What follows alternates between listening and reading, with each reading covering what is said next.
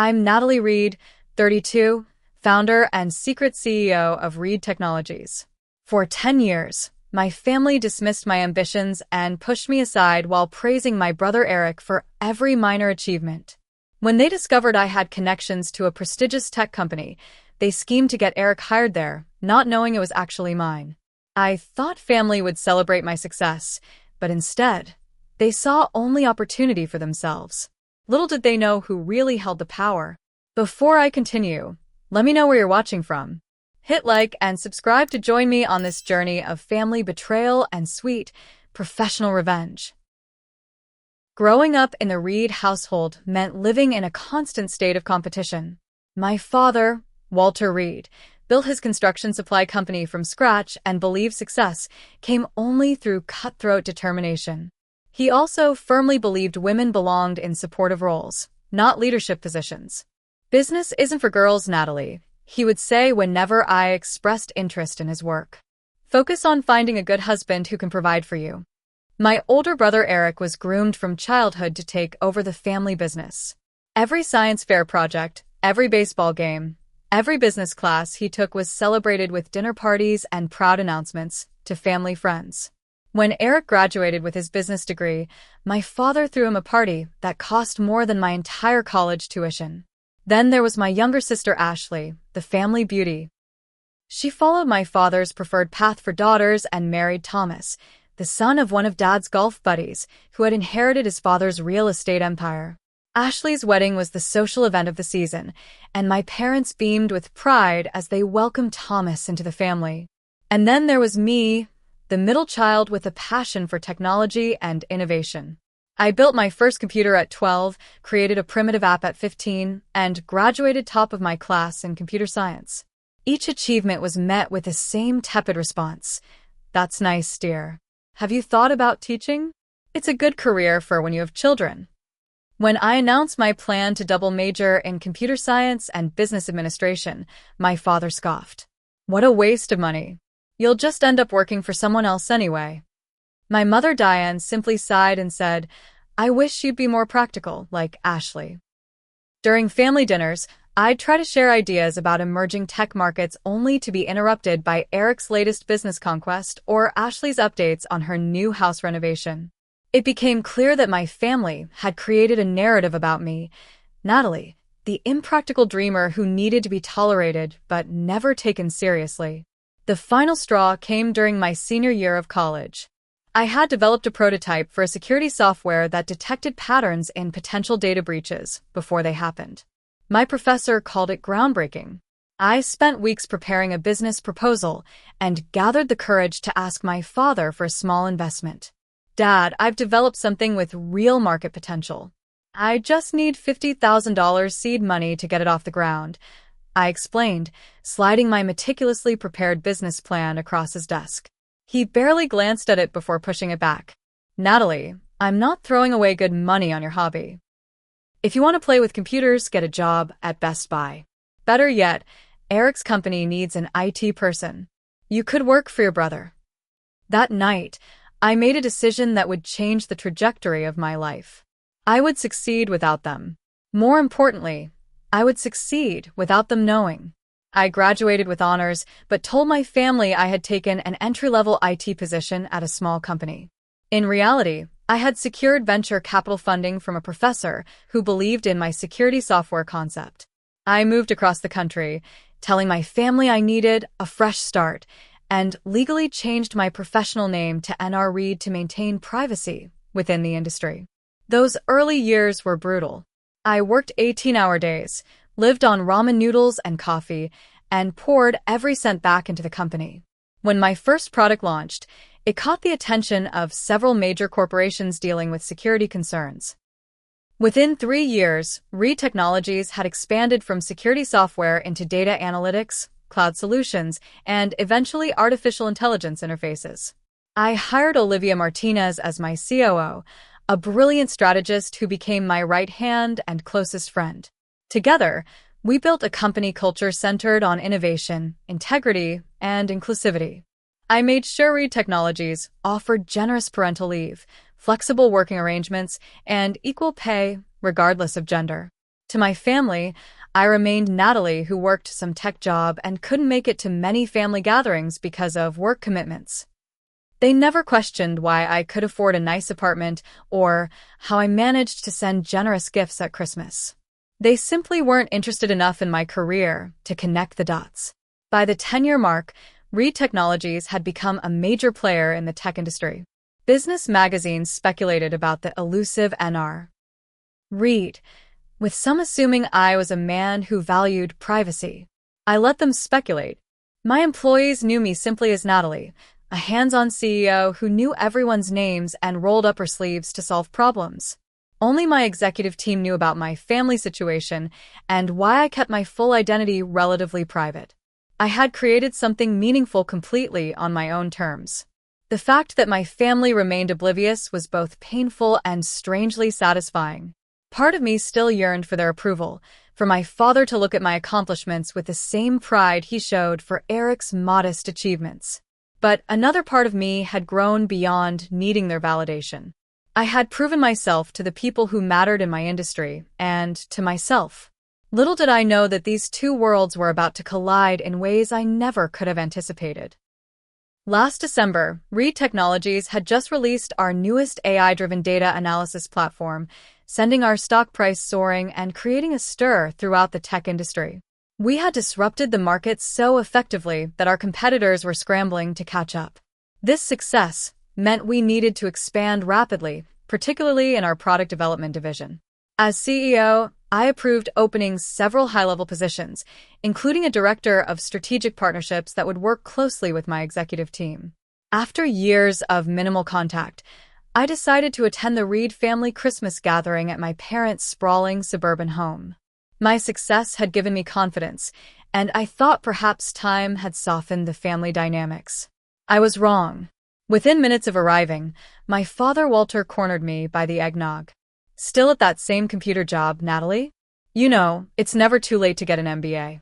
Eric could help you find something with actual growth potential." I smiled tightly. "I'm doing well, Dad. My company is actually expanding." Eric, overhearing this, wandered over. His designer suit couldn't hide the slight paunch he'd developed, and worry lines creased his forehead. What I didn't know then was that his division at work had been underperforming for the third consecutive quarter. "What's this about expansion?" he asked, swirling his bourbon. "We're hiring for several positions," I said, "including a director role that would oversee partnerships with major clients." My mother Diane, always alert to opportunities, joined our circle. "A director position? At your friend's company? What kind of salary does something like that offer?" The question made me uncomfortable, but I answered truthfully. "Around 200,000 plus bonuses and stock options." I watched as Eric's eyes widened slightly. My father straightened his posture. "Stock options? What company did you say this was?" my father pressed.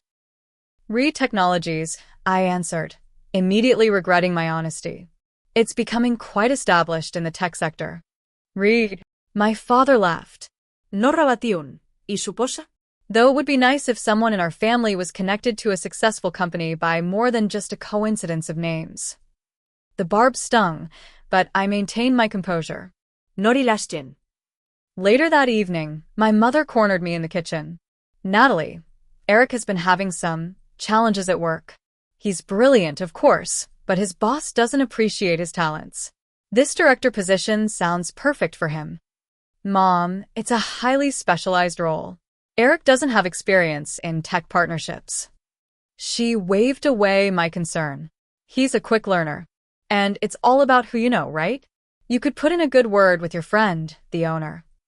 I nearly choked on my wine. "I don't think that's appropriate. Family helps family, Natalie," she said firmly. "Your brother would do the same for you." I sincerely doubted that, but I nodded noncommittally. By the end of the night, both my parents had extracted a reluctant promise from me to see what I could do about getting Eric an interview. My plan was simple. I would ensure Eric got a fair interview like any candidate, but no special treatment. If he was qualified, fine. If not, the hiring committee would make that determination without my influence. What I didn't anticipate was how quickly a simple favor would spiral into a complex web of manipulation. The day after Christmas, Eric texted me asking for the job description. I sent him the official listing, which clearly outlined the requirements: 10 years of experience in technology partnerships, demonstrated success in client relationship management, and a track record of strategic business development.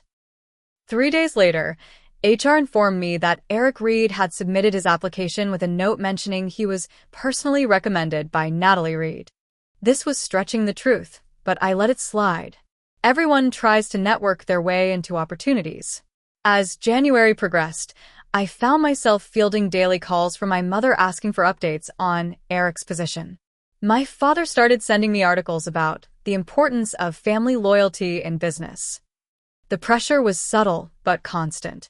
At work, I maintained my professional distance from the hiring process, allowing my HR director, Isabella, to handle the initial screening. When she mentioned that Eric Reed had made it to the first round despite being underqualified, I asked her to evaluate him fairly against our standards. "He's persistent," Isabella said. "He's called 3 times asking about the status of his application and mentioned his connection to you each time." A knot formed in my stomach. This was exactly what I had hoped to avoid. "Just treat him like any other candidate," I instructed. What I didn't realize then was that Eric had already begun his campaign to secure the position by any means necessary. He wasn't just applying for a job, he was plotting a takeover within my own company. And my family, believing they were helping the golden child advance his career, were unwittingly conspiring against me in ways that would soon force me to choose between family loyalty and the company I had built from nothing. By February, the hiring process for the Director of Strategic Partnerships was proceeding according to schedule. Eric had somehow made it through the initial screening, despite his lack of relevant experience. When I discreetly asked Isabella about this, she seemed uncomfortable. "He was borderline, but he mentioned repeatedly that he's your brother and implied you wanted him to advance. I didn't want to create awkwardness for you." This was exactly the situation I had wanted to avoid. "Moving forward, please evaluate him strictly on merit," I instructed. That weekend, my parents insisted I join them for dinner. The moment I arrived, the interrogation began. "How's Eric's application going?" my father demanded before I'd even taken off my coat. "The process is confidential, Dad. I can't discuss specific candidates." My mother placed a hand on my arm. "Natalie, don't be difficult. We're family, not specific candidates." "Has he made it to the next round?" I sighed. "Yes, but there are still several stages to go." My father nodded as if this confirmed his son's exceptional qualifications rather than my HR department's reluctance to offend the CEO's brother. "Of course he has. Eric has always been leadership material." During dinner, I excused myself to use the restroom and overheard Eric on the phone in my father's study. "Don't worry about it, man. I've got this in the bag," he was saying. "My sister works there, and she's making sure I get fast-tracked. Once I get in, I'll bring you on board too. This company is growing like crazy. Stock options, expense accounts, the works." I froze, my hand on the doorknob. Eric was already promising jobs to his friends at a company where he hadn't even been hired? The next day at work, I asked our IT security team to audit all external communications regarding the director position. What they found disturbed me deeply. Eric had been researching me, or rather, NR. Reed, clearly not realizing this was his own sister. He had sent emails to several business contacts asking for information about the founder of Reed Technologies. More alarmingly, he had somehow obtained contact information for 2 of our board members and reached out to them directly, implying he had insider knowledge about the company's expansion plans. I sat in my office, staring at the evidence, trying to process this betrayal. But worse was yet to come. Our competitor intelligence team flagged an unusual meeting at Tech Global, our main industry rival. Their CEO had taken a lunch meeting with 2 individuals not typically in his circle, Walter Reed and Eric Reed. My father and brother were meeting with our competitors? A sick feeling settled in my stomach. I authorized deeper surveillance within legal boundaries and discovered Eric had submitted falsified recommendation letters with his application. One purportedly came from his current boss, embellishing his responsibilities and accomplishments. Another came from a client, who was actually Eric's college roommate now working at a tangentially related industry. The following Sunday, my father invited me to his home office under the pretense of helping with a computer issue. Once I'd fixed his printer, he leaned back in his leather chair and fixed me with a stern look. Eric tells me he's made it to the second round, but things have stalled. I thought you were going to help him. Dad, I can't just give him the job. There's a process. He scoffed. Processes can be managed, Natalie. That's what leadership is about. Making things happen. He lowered his voice. Look, Eric needs this. His division at Westfield Corp is being restructured. Between us, he might be out of a job soon. This was new information, but it explained Eric's desperation. Still, it didn't excuse his methods. I'm sorry to hear that, but I can't compromise my professional ethics. My father's face hardened. Professional ethics? We're talking about family loyalty here. Your brother needs this, and you have the power to help him. What's more important to you, some job or your own blood? Before I could respond, my mother joined us, her expression worried. Natalie, sweetheart, we've always supported you. Now Eric needs support. That's what families do for each other. I nearly laughed out loud at the revisionist history. When exactly had they supported my career aspirations? I'll see what I can do, I said neutrally, knowing now that I needed to watch the situation carefully rather than confront them immediately. As I drove home, anger built inside me like a gathering storm.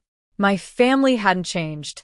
They still saw me as nothing more than a stepping stone for Eric's advancement. Worse, they were actively undermining my company with their scheming and manipulations. I had built Reed Technologies on principles of integrity and merit. I had created a culture where advancement was based on talent and hard work, not connections and deception. Now my own family was threatening everything I valued. The little girl inside me who still craved her family's approval warred with the CEO who had responsibilities to her employees and shareholders.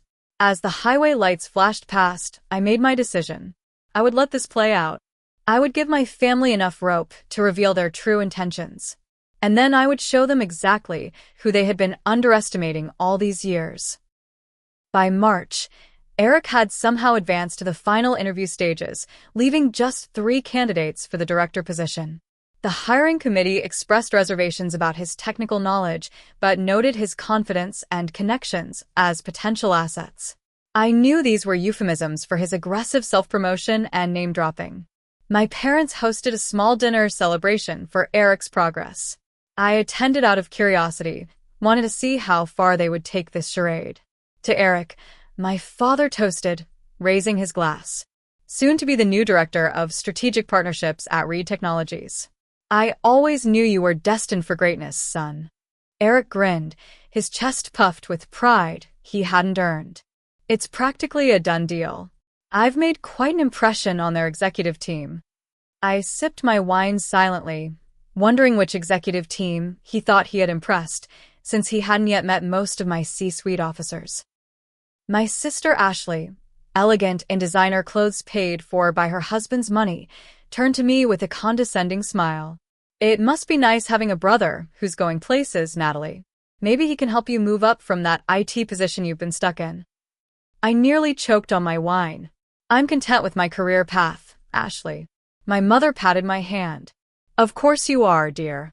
Not everyone needs to be ambitious. Some people are just meant to be supportive. As dinner progressed, I noticed my father and Eric exchanging glances whenever certain topics arose. When I mentioned Reed Technologies' recent expansion into international markets, my father quickly changed the subject. When I asked Eric about his current understanding of our company's partnership strategy, he gave vague answers before steering the conversation toward office locations and executive compensation. After dinner, I deliberately left my purse on the couch and returned quietly to retrieve it. I paused in the hallway when I heard my name. Once I'm in, we won't need Natalie's help anymore, Eric was saying to my father. I'll have direct access to the decision-makers. My father's voice was low but clear. Just focus on getting the position first. Remember what Gregory at Tech Global said about their acquisition interests. That kind of information will be valuable once you're established there. My blood ran cold. They were planning to use Eric's position to gather insider information for our competitors?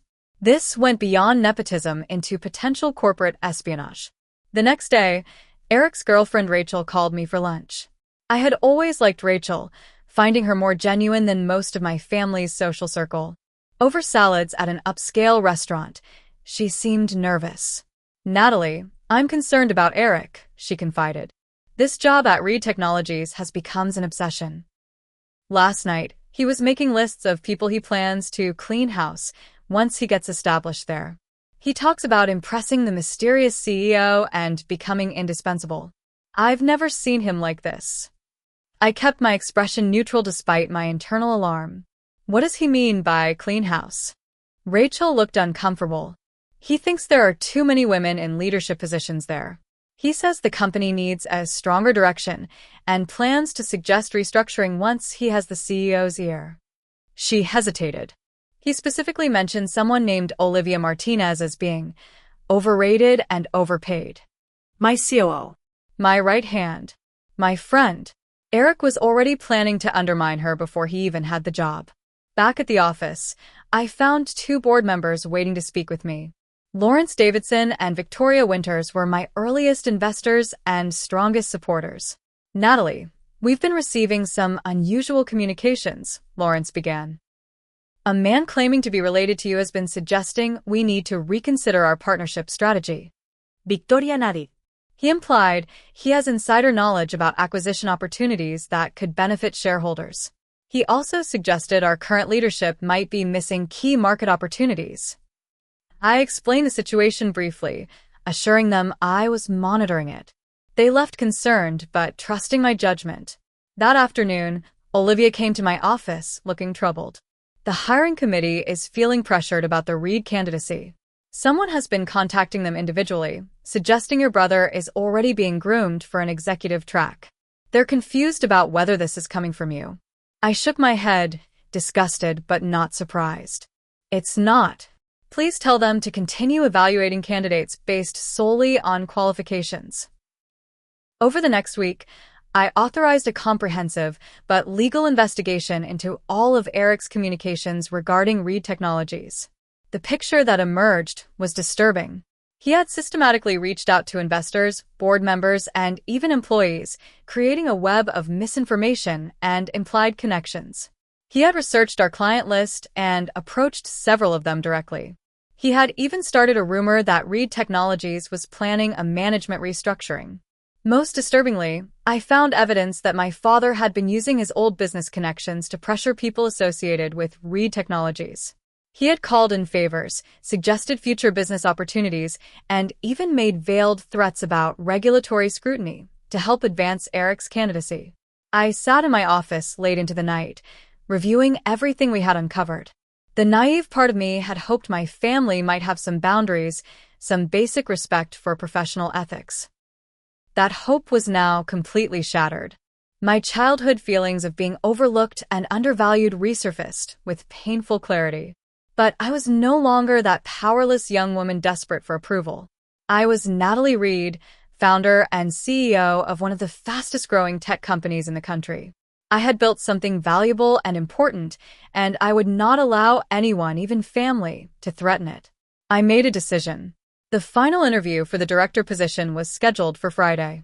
All 3 remaining candidates would present to the executive team, including me. Typically, I might have recused myself given the family connection, but these were exceptional circumstances. I would not expose my identity beforehand. I would not warn Eric or my father, who had insisted on attending for moral support. I would allow them to walk into my boardroom, and I would let events unfold organically. It was time for the Reed family to finally see who I really was. Friday morning arrived with a sense of inevitability. I dressed with particular care, choosing a tailored charcoal suit that projected authority. The executive team had been briefed about the situation, and while they were uncomfortable, they understood the necessity of maintaining normal protocol. The Reed Technologies headquarters occupied the top 5 floors of a downtown high-rise, with sweeping views of the city skyline. Our boardroom, where final interviews were conducted, featured floor-to-ceiling windows and a massive table of polished walnut. I arrived early and reviewed the files of all three candidates one last time.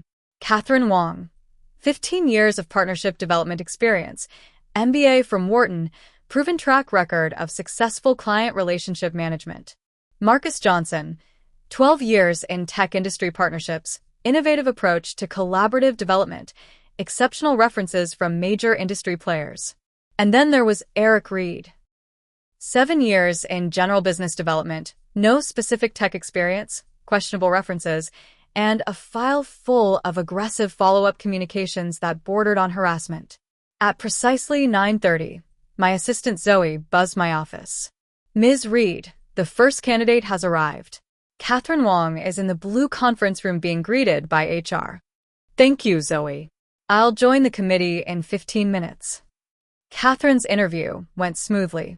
She was prepared, articulate, and had clearly researched our company thoroughly. The executive team asked challenging questions, which she handled with confidence and depth of knowledge. Marcus performed equally well, bringing fresh perspectives on potential partnership structures that showed genuine strategic thinking. At 1 o'clock, Zoe called again.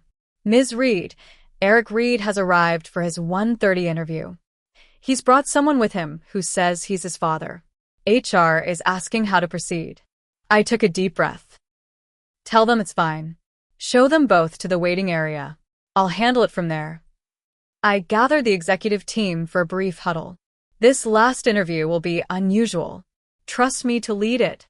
Follow my cues and maintain professionalism regardless of what happens. At 1:25, I walked down the hallway toward the waiting area. Through the glass walls, I could see Eric and my father sitting stiffly in the modern leather chairs. Eric was checking his reflection in his phone camera, straightening his tie nervously.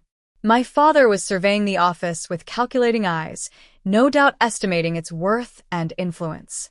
I nodded to the receptionist, who smiled knowingly. Mr. Reed, your interviewer will be with you shortly, she said to Eric. Then, looking directly at me, she added, Ms. Reed, your 1:30 appointment is ready. My father looked up, confused by the similar surnames. Eric stood quickly, extending his hand toward me before freezing in place as recognition dawned. Natalie, he said, his voice cracking slightly. What are you doing here? I maintained a pleasant, professional expression. I'm here to conduct your final interview, Eric. Please follow me to the boardroom. Mr. Reed, you're welcome to join us as an observer, though it's quite unconventional. My father stood slowly, his face cycling through confusion, disbelief, and the beginning stages of comprehension. You work here? In executive recruitment. I smiled tightly. Something like that. Shall we? The walk to the boardroom was silent and tense. Eric kept darting glances at me, clearly trying to process what was happening. My father's expression had hardened into the stern mask I knew well from childhood disappointments. The executive team was waiting around the boardroom table. I made introductions. Everyone, this is Eric Reed, our final candidate for the director position. And this is Walter Reed, who is observing today. Eric, Walter, let me introduce our executive team. I went around the table. Olivia Martinez, our Chief Operating Officer. James Chun, Chief Technology Officer. Isabella Garcia, Human Resources Director.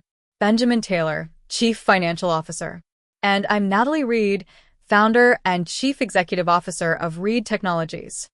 The silence that followed was deafening. Eric's mouth actually fell open. My father's face flushed dark red. Please take a seat, I said, gesturing to the chairs across from us. We have a lot to discuss. Eric sat down heavily, his prepared notes forgotten. My father remained standing. This is some kind of joke, he said flatly. I assure you it's not, Mr. Reed. Olivia responded smoothly. Natalie founded this company 11 years ago. She's built it into the industry leader you see today. My father slowly lowered himself into a chair, his eyes never leaving my face. I turned to Eric. Let's proceed with the interview. Your resume states you have expertise in strategic partnerships.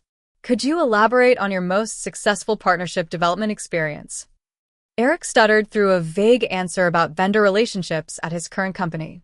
Each follow-up question exposed another gap in his knowledge or experience. The executive team was professional but thorough, asking the same challenging questions they had posed to the other candidates. As Eric's responses grew more desperate and confused, I maintained a calm, evaluative demeanor. Finally, when it was clear he had nothing substantive to offer, I changed direction. Eric, we've received some concerning reports about your approach to this application process. Our records show you've contacted several board members directly, claiming to have insights into our company's strategy. Can you explain these communications? His face paled. I was just networking. That's standard practice. Is it also standard practice to falsify recommendation letters? I slid copies of the fraudulent documents across the table. Or to spread rumors about company restructuring before you're even hired. Or perhaps to discuss confidential information with competitors like Tech Global? My father interjected, finding his voice at last. Now wait just a minute. This is completely inappropriate. You've obviously been spying on private conversations. No, Mr. Reed.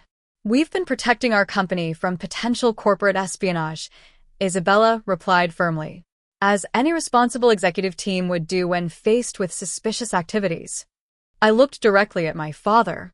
We have documentation of your meetings with Gregory Wilson at Tech Global, where you discussed using this position to gather insider information about Reed Technologies' expansion plans. We have recordings of phone conversations where you pressured business associates to influence our hiring process.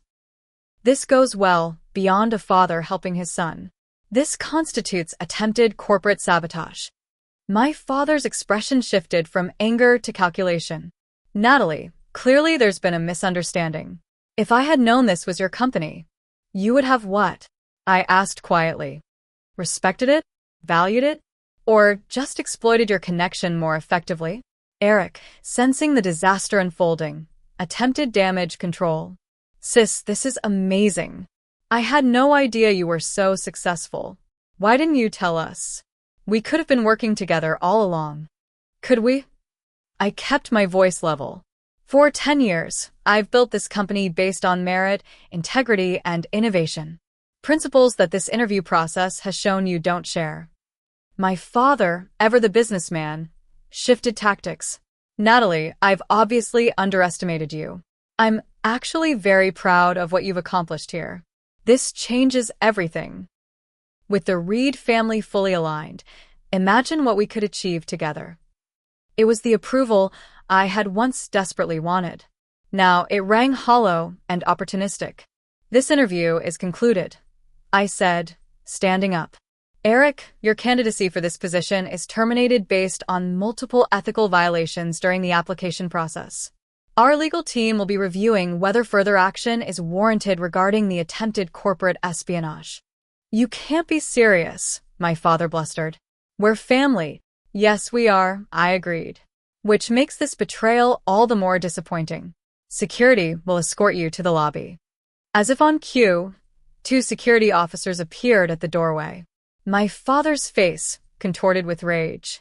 You ungrateful little. After everything we've done for you. I remained calm. What exactly have you done for me, Dad? Dismissed my dreams? Undermined my confidence? Tried to sabotage the company I built from nothing? For once in his life, Walter Reed had no response. As they were led away, Eric looked back, his expression a mixture of shock and dawning respect. In that moment, something shifted between us. Perhaps for the first time, he was seeing me clearly. When the door closed behind them, I turned to my executive team. I apologize for the unusual circumstances. Thank you for your professionalism. Olivia squeezed my shoulder supportively. Are you okay? I took a deep breath, feeling a strange mixture of sadness and liberation. I will be. Now, I believe we have an excellent director of strategic partnerships to hire. Catherine Wong impressed me tremendously. The team nodded in agreement, and we proceeded with the business at hand. As we wrapped up the meeting, I glanced out the window at the city below. Somewhere down there, my father and brother were processing the revelation that the daughter and sister they had underestimated had built an empire without them even noticing. It wasn't the family reconciliation I had once dreamed of, but it was something equally valuable. The truth, finally exposed to the light. The aftermath began before I even left the office that Friday. My phone exploded with notifications. 27 missed calls from my father. 15 from Eric. 12 from my mother. 38 text messages ranging from rage to bargaining to tearful accusations. The most telling came from my father. "You made a scene to embarrass us." This vindictive behavior is exactly why women shouldn't run companies. Call me immediately to discuss damage control. I silenced my phone and focused on wrapping up the day's actual business. We formally offered the director position to Catherine Wong, who accepted enthusiastically. I met with the legal team to discuss the implications of my family's actions, though I made it clear I preferred to handle this as a family matter unless corporate security was at risk. By the time I reached my downtown loft that evening, I felt emotionally drained but strangely peaceful. The confrontation I had avoided for years had finally happened. The worst was over. I was pouring a glass of wine when my doorbell rang. I checked the security camera to find Eric standing alone in the hallway, his usual confident posture replaced by a slumped uncertainty. Against my better judgment, I buzzed him up. "I'm not here to fight," he said immediately when I opened the door. "I just need to understand what happened. All of it." I let him in, keeping a safe emotional distance. "What specifically do you want to know, Eric?" He paced my living room, taking in the view of the city lights. "How did you do it? Build all this without any of us knowing? Why keep it secret? Would you have believed I could do it if I had told you?" I asked quietly. He stopped pacing and looked at me, really looked at me, perhaps for the first time in our adult lives. "Probably not," he admitted. "Dad always said that business wasn't for girls. That I should focus on finding a husband. That my ideas were impractical dreams." I finished for him. "I heard it all, Eric. For years. So when I finally found investors who believed in me, I kept it separate from the family that never did." He sank onto my sofa, running a hand through his hair. "I thought you worked in IT support or something. All these years, you've been running a multi-million-dollar company." "Multi-billion, actually, after our last valuation." His eyes widened. Jesus, Nathalie. We sat in silence for a moment before he spoke again. "Dad's furious. He's already called his lawyer about suing you for defamation or something." I told him it's a bad idea, but you know how he gets when his pride is hurt. "Let him try," I said calmly. "Everything I said in that boardroom is documented. If he wants to make this public, he'll only embarrass himself further." Eric nodded slowly. For what it's worth, I didn't know about Dad's meetings with Tech Global. He told me he was just getting industry information to help me prepare for the interview. I wasn't sure I believed him, but it didn't really matter anymore. "Why did you lie on your application, Eric? The false recommendation letters? The exaggerated experience?" He had the grace to look ashamed. "I'm losing my job at Westfield. Budget cuts. Dad's business has been struggling too. He kept saying this was my big chance to turn things around for both of us." He looked up at me. "I never thought I'd be competing against people with actual qualifications. Dad made it sound like this was just a formality, that your connection would get me in regardless." I felt a twinge of sympathy, despite everything. Eric had been raised to believe he was entitled to success without earning it. In some ways, he was as much a victim of our father's warped values as I was. "You should go," I said finally. "I have a lot to process." After he left, I barely had time to finish my wine before my phone rang again. This time it was my mother, her voice tearful and accusatory. "How could you humiliate your father and brother like that, after everything we've done for you?" The familiar refrain made me laugh humorlessly. "What exactly have you done for me, Mom? Name one time you supported my career aspirations." "We paid for your education. We gave you a roof over your head. Basic parental obligations aren't special support, Mom. And you fought against my computer science degree every step of the way." She switched tactics. "Eric is devastated. He really needed that job, Natalie. Couldn't you have found something for him? Something more suited to his skills?" I closed my eyes, suddenly exhausted. That's not how my company works. We hire the best person for each position based on merit and ethical conduct. Eric failed on both counts. He's your brother? Yes, and he tried to undermine my company. He contacted my board members behind my back. He lied on his application. He plotted with Dad to gather insider information for our competitors. Being family doesn't excuse that behavior, it makes it worse. After more tearful recriminations, I ended the call, promising to talk again when everyone had calmed down. The next morning brought a surprise visitor to my door. My sister Ashley stood there in designer casual wear, looking uncharacteristically uncertain. "I heard what happened," she said. "Can I come in?" I let her in warily. Ashley and I had never been close, her embrace of traditional femininity making her our parents' ideal daughter and my polar opposite. "I had no idea," she said, accepting the coffee I offered. "About your company. About what Dad and Eric were doing." She shook her head. "I always thought you were just drifting. Not focused like Eric or settled like me." "I was focused," I said. "Just not on what Dad valued." Ashley nodded slowly. "I saw the Forbes article about Reed Technologies this morning. They called you a visionary leader transforming the industry. There was a photo." She looked at me with new eyes. "It's really impressive, Natalie. Truly." Coming from Ashley, this was unprecedented praise. "Thank you." "The family's in chaos," she continued. "Dad's alternating between threatening lawsuits and bragging to his golf buddies about his brilliant daughter who runs her own company." She rolled her eyes. "Mom's telling everyone she always believed in you, but you're too stubborn to acknowledge her support. Eric is actually different. Quieter. He told Thomas you're the smartest person in the family and we've all underestimated you." I felt a complex mix of emotions. Part of me was gratified by this long-overdue recognition. Another part was disgusted that it took public success and humiliation for them to see my worth. Over the next few weeks, the situation gradually stabilized. My father's lawyer apparently convinced him that legal action would backfire spectacularly. He sent a terse email suggesting we move forward as a family and put this misunderstanding behind us. I didn't respond. Extended family members and old family friends began reaching out, suddenly discovering my existence, now that I was successful. Distant cousins sent LinkedIn requests. My mother's sister called to tell me she always knew I had potential. At work, I focused on integration plans for Catherine, our new director. The executive team had been remarkably supportive throughout the ordeal, reinforcing my belief that I had built not just a successful company, but a genuine community.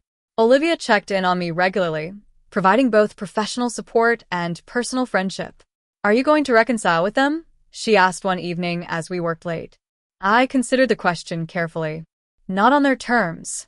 Not with them pretending they always supported me or that their behavior was acceptable. She nodded understanding. "Boundaries are important." "Speaking of which, security noted that your father tried to gain access to the building yesterday. He was turned away, of course." I sighed. "He's not used to hearing no, especially from women." "Well, he better get used to it," Olivia said firmly.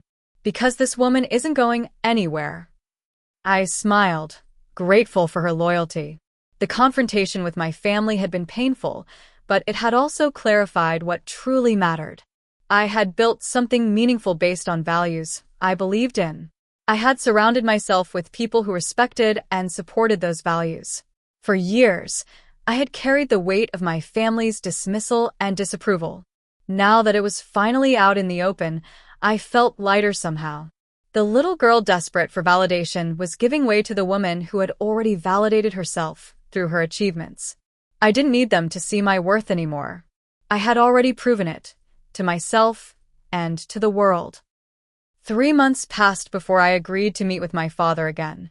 Spring had arrived in full force, the cherry blossoms in the park outside my condo building creating a pink canopy against the blue sky.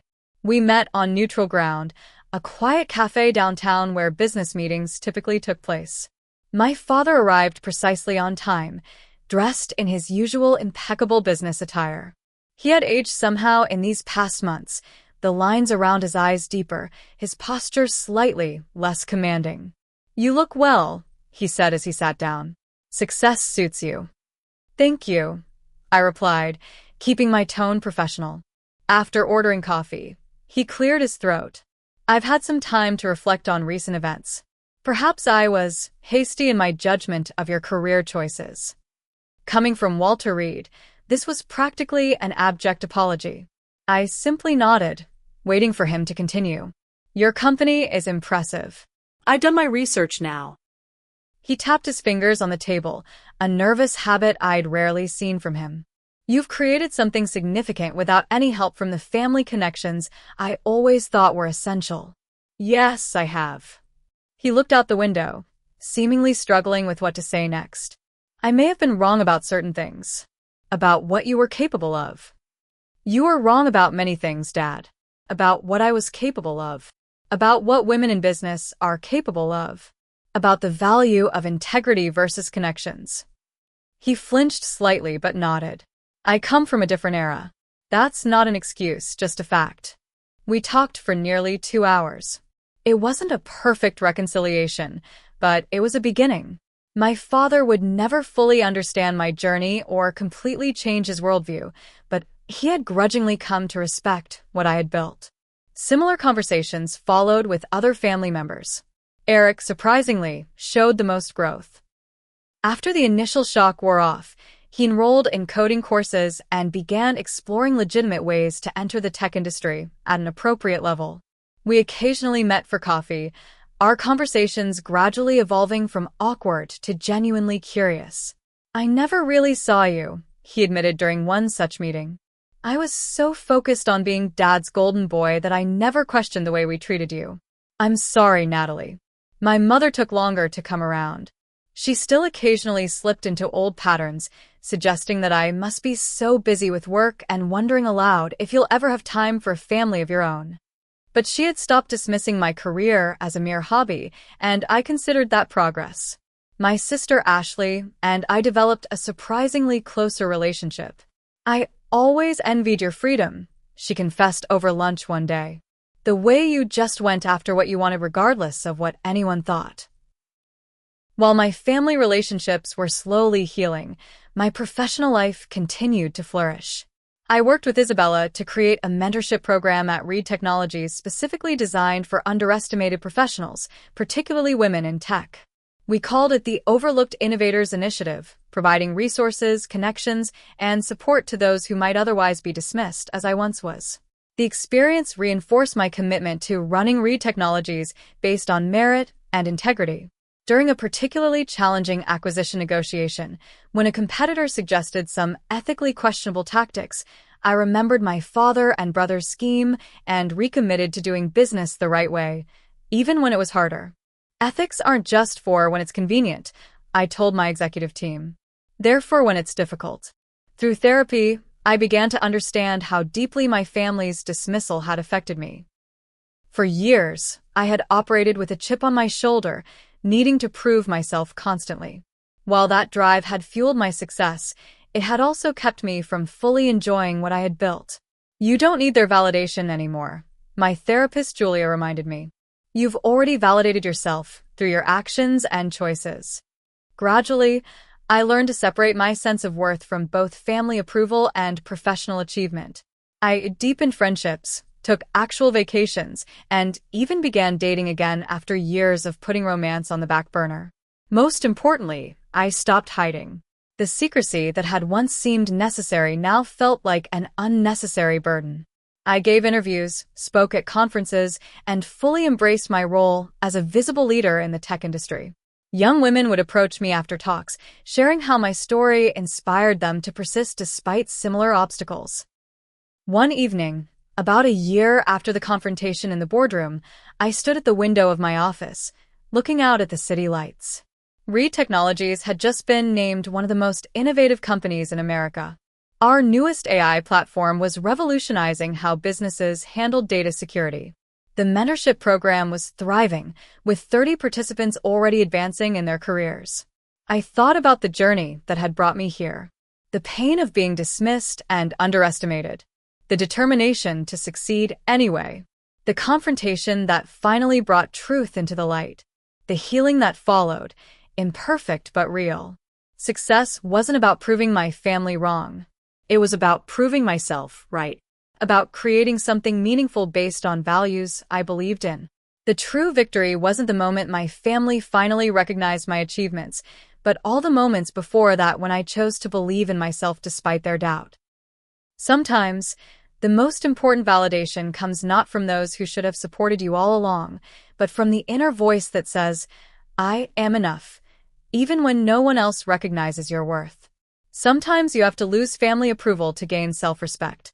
And sometimes, that's exactly the price you need to pay for authentic success. What about you? Have you ever had to choose between pleasing others and standing up for yourself? Have you had to set boundaries with family to protect what you've built? Share your story in the comments below.